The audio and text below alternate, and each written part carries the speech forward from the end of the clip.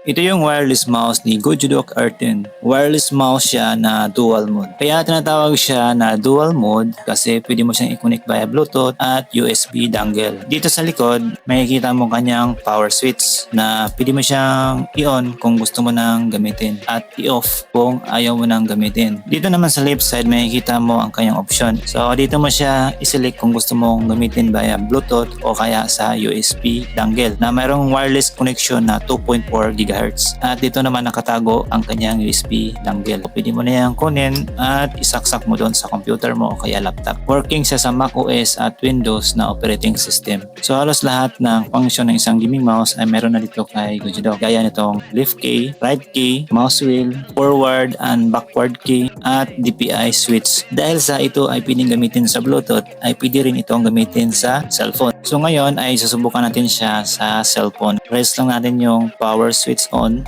at umilaw ng kanyang sensor. Dito naman sa cellphone natin, power on lang natin yung Bluetooth. Wait natin.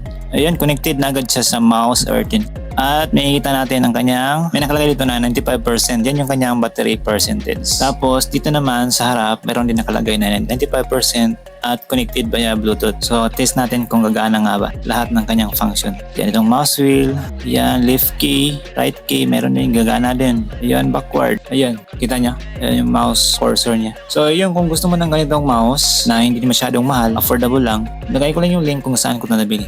Dito lang pakipindot sa Yellow Basket.